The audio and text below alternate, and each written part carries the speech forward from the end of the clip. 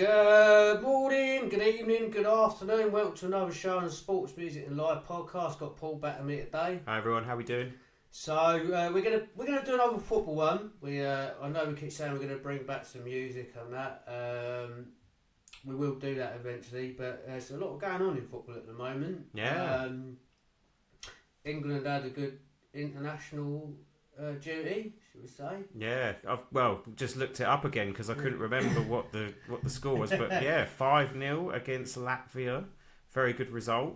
I know it's only Latvia, but you can only beat what's in front of you, and it's always good to score to score a load of goals. And Eze got one, Kane got two again. If I remember rightly, Eze only ever scored once, and that was we got his first goal against Latvia, and he got, I think, his second one. Obviously, it's been a while since that game, but I think he's 2 goals for England against Latvia. Yeah. Is it Latvia? That was Latvia. We won 5-0. Yeah. So, well done to them.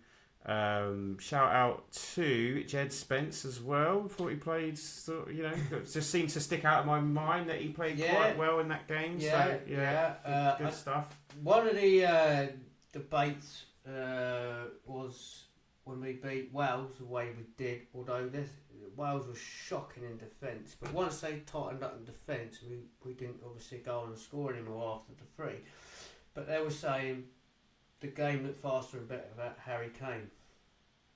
Now listen, I'm a Chelsea fan, so it's painful for me to say this about Kane, but he is a good striker.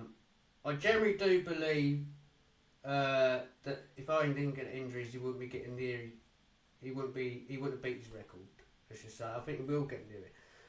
One of my biggest critical things about Kane, I don't know if I said it on here before, so forgive me if I have, is I always compare it to Benzema with Kane, because Kane drops back like Benzema, and he'll play that ball out wide. And the difference between Kane and Benzema is Benzema's on the end of that ball to finish and score, whereas Kane ain't. Not always. Now, can you imagine how many more goals he'd have if he was doing that? If he was a Haaland type and was just like, just stay up front, stay in the middle, and stay on the last man, he would have even more, because he is quality. He could do anything. He can pass, he can shoot. He's still he was quick in his younger days. He's lost a bit of pace, but everything else. I mean, his finishing is outstanding.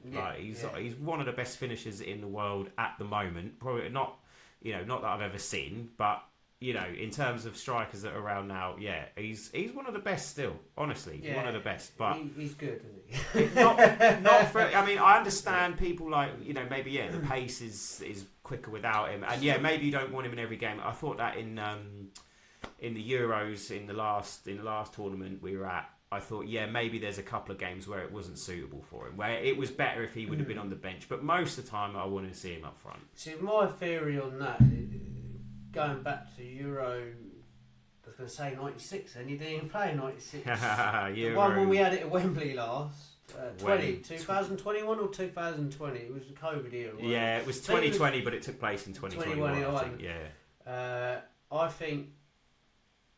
I think Gareth left him on too long. He was dead on his feet. Same as Mason Mount. He weren't fit. And that's what cost us. Was he injured for that one? I think he had a little niggling in. Do you know what I mean? I don't think he was 100% throughout the tournament. I think he weren't. It was one of them ones where it wasn't an injury that was enough to keep him out. Yeah. But I don't think. I seem to remember he just wasn't quite fit for some reason. That does ring a bell. Anyway, so what I was going to say was, leading up to this, I nearly forgot what the subject about Kane was. So, I think he proved a lot of people wrong when he come back and gets 2 goals. Now the other talk is obviously about Bellingham, isn't it? Yeah. Saying that about Bellingham. I'd take him.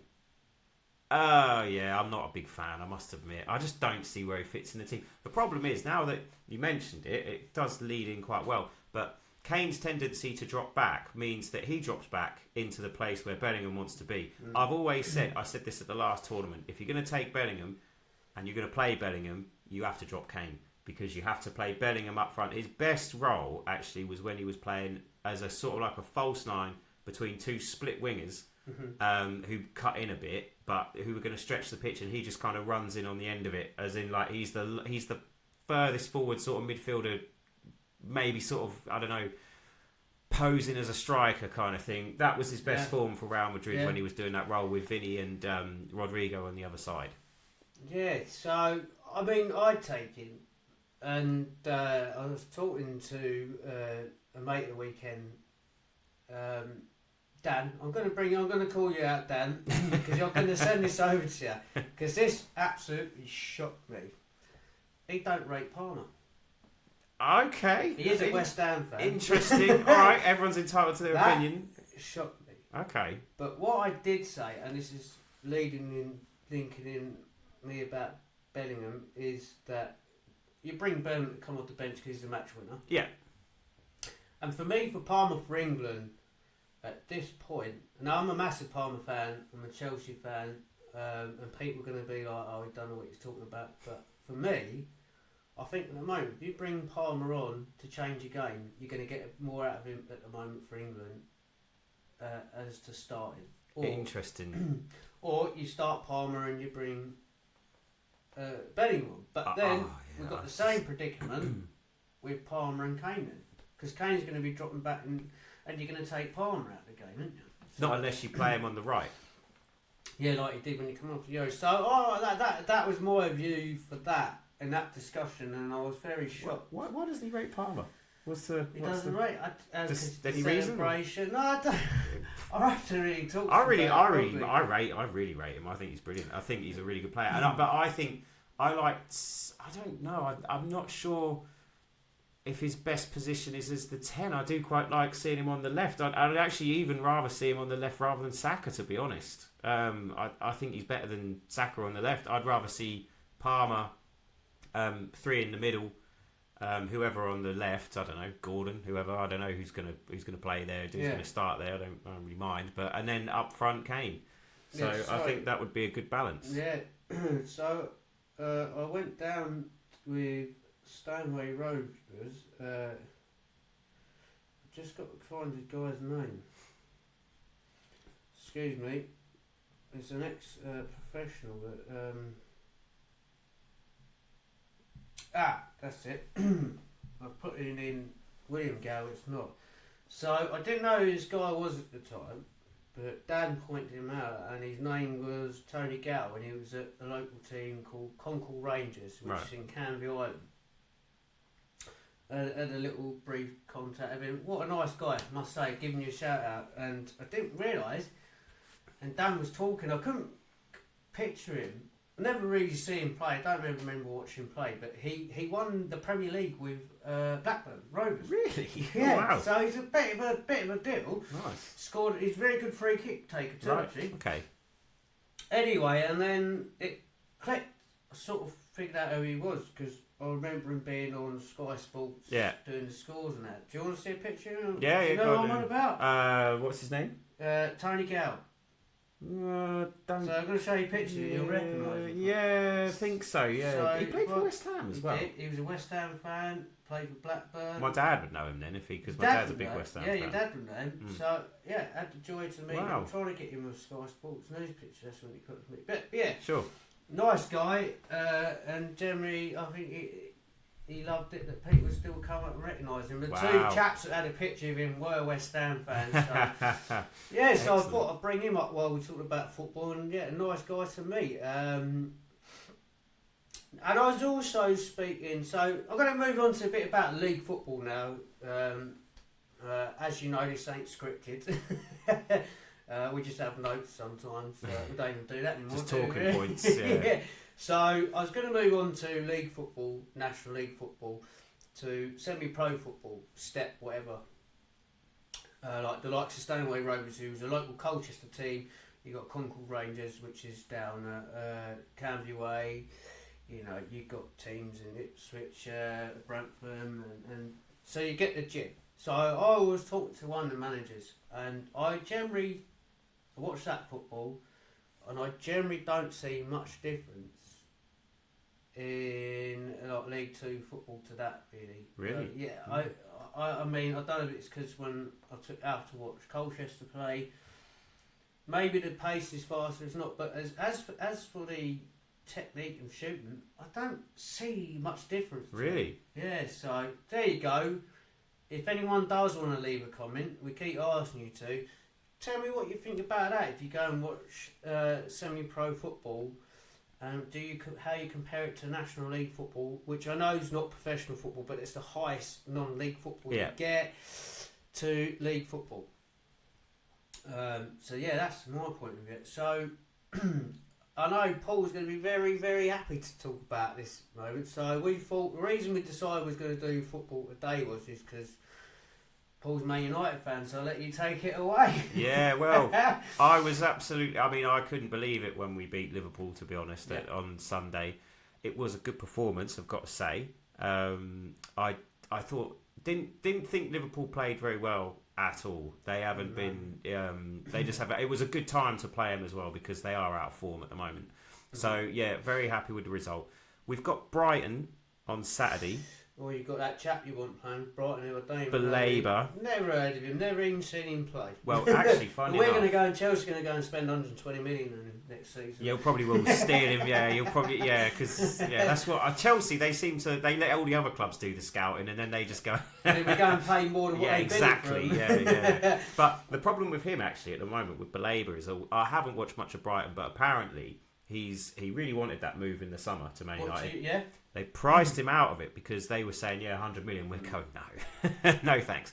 So we'll go back in for him next summer or this summer, whatever, however you want to phrase that. But he hasn't been playing very well. In fact, their last game, I believe he was substituted at half time. So he's not exactly... So I think he'll be up for it against us because he'll want to put himself back in the shop window. But he's been out of form since that. So I think he might be having a bit of a sulk with that. So, but yeah, Brighton proper Cameron then, because he's the same, isn't he? Yeah, but Brighton for us are a proper bogey team, so I'm not expecting us to do anything against them. If we get 3 wins on the spin, then I'm going to start to think maybe Amorim has actually turned it around.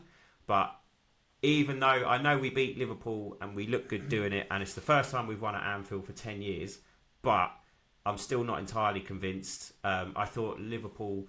In fact, they did miss some really good chances. Gakpo missed a sitter at 2-1, and he should have scored that. They did hit the post a lot. I still think we deserve to win, but they could have easily got back into it. So yeah, we'll see. If we capitulate against Brighton, I'll be back on the Amorim, back on the Amorim out train. But for now, we'll see. At the moment, it's Amorim's Barmy Army, isn't it? Yeah, well, I'm not convinced because I've seen it with these guys before. Yeah. I mean, to take this long to even just get back-to-back wins in the Premier League is ridiculous. But fair play to him. He got the team right. We look pretty good for the most part. We'll see how he gets on. Hopefully we can go and beat Brighton tomorrow. I think we're playing at 5:30. We shall see. But I am very pleased with the result. I had to go back and see when the last time we beat Liverpool was. And there was some really... Time you beat them, last time we beat them at Anfield. But obviously I looked at all the... Because, you have to go back through all the games and that. And some of the scores are extremely depressing in the last 10 years. I mean, so I'm not going to wind up Liverpool fans or go in too much on them because there was one season. So forget the 7-0. There was one season we lost 5-0 to them at home and we lost 4-0 to them at Anfield. So on aggregate, they beat us 9-0. So yeah, one victory. Do you know what I mean? One win in the last few years doesn't change a lot. So I'm not going to be sitting here like saying, we're great, you're crap, you lost, blah, blah, blah, because we've been dreadful in that fixture in the last 10 years. Yeah, so something I've noticed about Liverpool. So we have talked about Liverpool quite a lot considering we're they are completely different champions, but they do make it on the podcast quite a lot. Well, they're a big team. They are a big club, give us the money. No, sorry. So going back, now that is it Ekitike? Yeah, Ekitike. Yeah. Now he done a celebration, didn't he? He come on, he done that celebration, he scored and he pointed to the name. He got sent off. I think it was double yellow card. Yeah. I believe it was a League Cup game, and I think Amorim, he said he weren't happy with the celebration, for starters, because he was making out it was all him. He said it weren't, it was a team goal. Can't remember who set him up. Anyway, he's been left out ever since then, that moment. Yeah. And that, for me, is now when they ain't been winning since. Yeah, I completely agree. I completely agree, because you can't take your natural goal scorer, scoring goals, and replace him with Isak, who I'm going to say is well overpriced for that. Yeah, I agree. He's a 70 million, 80 million player. And Ekitike was 80 million, to be fair, but he's looked poor, Isak, since he's joined Liverpool, because he did look very good at Newcastle. But the trouble, I think, with Isak at the moment, he's not fit, because he hasn't really had a pre-season, because he obviously and he pushed for that move to Liverpool. When, funny enough, actually, when I was watching the game on Sunday, when Ekitike came on, he looked Liverpool's most dangerous attacker. Every time he got the ball, I thought, he really did cause panic in our defence, because he's very direct and he's very quick as well. I like him. I think he's a good player, and I would be starting him over Isak for sure. Every day. So on the slot. What have you done? Yeah, so that we as fans who are the best coaches in the world, you've made a mistake, mate. Absolutely. So Salah looks out of form. So since we're talking, I'm going to talk about Chelsea. The win we got the weekend against Forest. That was a good win. Didn't watch it because I was on my way to Concord Rangers, so didn't watch it. But from the highlights I see, Forest looked the better team. They had a lot more chances. They won last night, I think. Sent off. Yeah. Now, how ruthless is this? Yeah. He hadn't even left the stadium. Yeah. And he got sacked. That is unbelievable. But to be fair, he's got ambition, this guy. He has really got ambition, the Forest owner. So he weren't going to take it. And also, ruthless, he's mates with Ange. He's mates with Ange Postecoglou. He's friends with him. That's how he got the job in the first place. Just get out. It's not good enough. So Dyche comes in. I think Dyche was managing last night. They won 2-0. We'll see how they get on this weekend. So great to see Dyche get a European team. I think he's worked his way up to it. But Chelsea, that was a good win, I thought, because you could have that could have been a banana skin for you. Well, they are, and I tell you, but yeah. So I always remember hearing a story about Ancelotti, and I think it was at his game. I think it was against Fulham when we didn't win the league, and Roman sacked him, and it reminded me of that. So it very brutal. But that's it. That's what I was going to say about Ange too. So when I was reading up about it, he didn't play. So they spent 180 million of it on players, I believe, and I think it was either 130 or 140 million of them were sitting on the bench Saturday. So do you think he knew he was getting sacked? Yeah, I mean, and that's why he got, the owners. And he wasn't playing his players. But then I always say it's the same with Tuchel when he got sacked from Chelsea. They brought all these players in. And Ron was on the bench when he sacked him. Yeah. Now they've done it with brought the players in he wanted and sacked him. If you didn't want the coach, sack him, and then so I think Ange's got a bit of an argument with that. But has Ange been found out in the Premier League though? Probably. Yeah, I mean, he's from Australia, the Japanese league, I believe it was, to Celtic and to Tottenham. And yeah, he won the trophy at Tottenham, but their space bats, they were crap. Both teams were terrible, but neither team deserved to win final, that final, by the way. But yeah, they were actually, yeah. So he had a good purple patch when he first went to Spurs, but apart from that, but yeah, he's again. I think he's just a bit too rigid, isn't he? He's a bit. He does remind me a bit of Amorim actually, but he's too much like he's just gonna. They're always gonna play out from the back. They're always gonna bomb forward, and that's it. And then he's got one tactic, and that's it. If it don't work.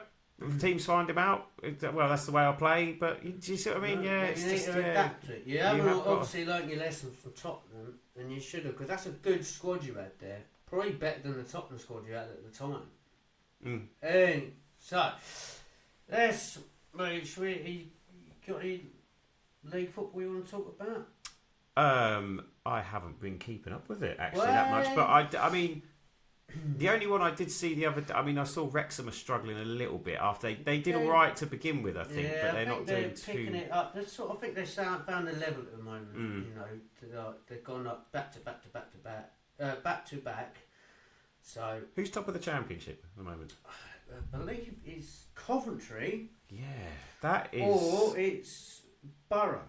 Right, I believe it's Coventry. Right, still, yeah, because I was going to say Borough are doing quite well from what I've had a bit of a glance on it. Both of them, Rashford's doing good, don't he? Yeah, he will. I mean, yeah, he'll hopefully he can continue his form because we could get a good fee for him like that because I don't think he's going to be a Man United player ever again once he gets that move. So yeah, Coventry are top. That is fascinating, actually, because that is good for them. I haven't seen them in the Prem for a long time. That'd be good to have them back. Big scoring games lately, Coventry. Ipswich lost 3-0 to Charlton, and I thought, well, that's a bad loss. But Charlton are in the playoffs at the moment. Charlton, yeah. It's been a long time since they've been in the Premier League. It's nice to see. And they're up there with Millwall too, and they hate each other. Yeah, they do. They're both London clubs. But yeah, it's nice to see some of these former kind of Premier League teams who were in the Premier League. I mean, Charlton were in the Premier League for ages. And it's a shame because so were Coventry, yeah. And they dropped like a stone as soon as they got relegated, and they never came back. And do you know what I mean? Like at one point they are down in League One, and you do feel a bit sorry for them. And then it would be nice to see them bounce back. Coventry couldn't even afford to play in their stadium or something. Something like that. Yeah, it was crazy. So talking. So I had a question on the quiz the other day. See if you can answer this. Who is the most relegated Premier League team? Obviously, they're not in it now. I'm going to go for West Brom. Wow, really? I'm going to go for West Brom. Sunderland. No, wait. Or Norwich. Yeah, Norwich. It is Norwich. I thought it was Sunderland. I always remember Sunderland going up and down, up and down, up and down. Norwich, they're so annoying because they're just... They're sort of 1 season, 2 seasons max in the Premier League. They go back down, they come straight back up again. They're the definition of a yo-yo club because they're just not good enough for the Premier League, but they're too good for the Championship a lot of the time. Well, not at the moment. They're in the down there in the bottom three. True, yeah. So going on to European football now, Rangers have obviously announced. Glasgow Rangers have announced that Danny Rohod, is it? I think that's how you pronounce it. Probably got that wrong. Sounded right to me. They got absolutely done 3-0 yesterday. Yeah. And that was against who was that against? Bran. Don't even know who they are. Yeah, that's not a good result. So let's have a look where they are in the table, right? Because I looked at that and I thought, wow, that's a poor result. Result. Really. I'd expect them to at least come away with a draw there, but you'd really need to get a win. They're rock bottom Rangers. Yeah, they were. League. I remember last season they were struggling to qualify again for the. They were in the because It was a bit of a thing whether we were going to qualify or they were going to qualify for the last, for the knockout stages. I can't remember what the stage was, but Brand are actually in the top 8. That's interesting. Don't know who they are. Sorry about that. Any Brand fans want to educate? Not even pronounce the name. Yeah, right? Brand. Brand. Yeah. See if you pronounce it. That one. I would have said that's Brand. Yeah, Brand. Yeah. So, my thought on that one is it the managers? Was it Russell Martin? Is it the fact that when Gerrard had that team, they had a cracking team and they sold it off and they haven't... They did have a good team, didn't they? They won the league. They haven't done it again. They've got new owners in now, so... But they won the league. I mean, Gerrard hasn't exactly been a very successful manager outside of there. But he wins the league with Rangers. So did they win the league in spite of him? Because the team's that good, do you know what I mean? Well, I think they had a lot better team than they got now. They sold it all off. And there were some massive results in the Champions League. You've seen the results this week. Oh, yeah. I know Real Madrid won 1-0. That's Liverpool, a obviously, minor. Liverpool won 5-1. I think they were a goal behind, and then they pulled it out of the bag, which was good for them. You won. We won. Yeah. Although, to be fair, have you seen how bad Ajax are doing? They got slaughtered, didn't they? They got I believe. pounded. Yeah, we beat them. You smashed them, didn't you? And it's the old Everton player. Is it Heitinga? John Heitinger, yeah. I believe he's their manager now. Yeah, so PSV, have you got that up? We are in the league. I had a little brief look. They're not doing very good in the league either. So Ajax are they are fourth in the league. Now, last season, it might have been last season or the season before, they were langering about 16th or something in the league. They have not been very good the last few years. Actually, fun enough, ever since Ten Hag left, would you believe? But yeah, they lost. You absolutely smashed them. Bayern Munich I thought won. they were doing really bad in the league. That sort of threw me, actually. What I was going to say, well, it wasn't good. Well, fourth still isn't great for them. Slide tackles, what they were doing in that game against Chelsea. To be honest, fourth isn't great for them because they are so used to winning the league. It's either them or PSV. So still fourth is a bit like it would. Well, it'd be like Bayern Munich being fourth. You know, it's not a complete and utter disaster, but it's not great, and it's not a great look for the coach. The one that is interesting actually is Juventus have been really bad. They are right near the bottom of that league of the they haven't won yet. Is that the Champions League? That's the Champions League group. They're 25th and they're outside of the qualification spots at the moment. Was PSV Champions League when you look? PSV are oh no, it was the actual league you checked then. Yeah, that is the Champions League one I see them in. I think they're down near the bottom there. Oh, Ajax in the Champions League table. Yeah, they're fourth in the they are fourth in the Dutch league, but in the Champions League they are bottom. Yeah, they're rock bottom. That's where I see it then. They're minus 10 goal difference. Exactly. I must have clicked on that table when I was asleep. Right, so that makes sense. So, good win for Chelsea. There was some crazy, like Barcelona, they scored. They smashed on Tuesday, didn't they? They smashed. Actually, PSV beat Napoli 6-2. That was mental. PSV beat Napoli 6-2. I couldn't believe it. Napoli, I think, are a good team. Yes, that was the one. And Barcelona won 6-1, and PSG won 7-2. Yeah, again. These are like FIFA scores, aren't they? Arsenal won 4-0. PSV Eindhoven, like you say, 6-2. Yeah. Man City, they only got 2-0 win. Arsenal. This guy on TalkSport phoned in and was listening on the radio. He was talking to Jason Cundy, and because Arsenal beat Atletico Madrid 4-0, apparently they're the best team in the world. Are you having a laugh? If they win, if they lose at the weekend, they'll be the worst team in the league, and everyone should be sold, and the manager should be sacked. So they are proper boom or bust. Toxic. Just as bad as Tottenham. But I can't see how that guy thinks you're the best in the league.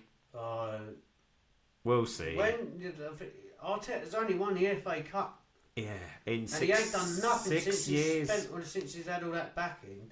They've spent $1 billion, I think. I think they've spent $1 billion. They should have won the league twice, but you gifted it to City. So no, you're not the best team in the world, pal. No, they bottled it, unfortunately. He's probably going to give a load of abuse in his comment if he comes on this one, isn't he? So that was night one in the Champions League, and I said, to pal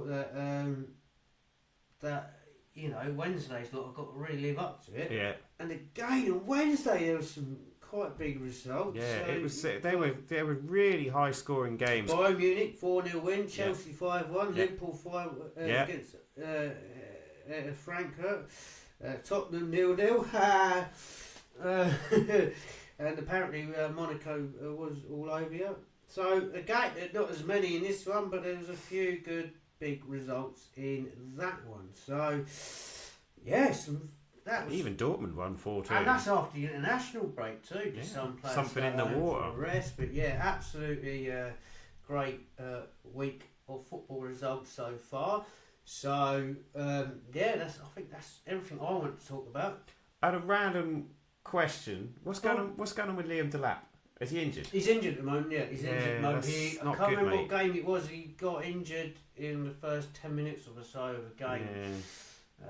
But actually, going back to Chelsea, it was lovely to see Mark Gayu.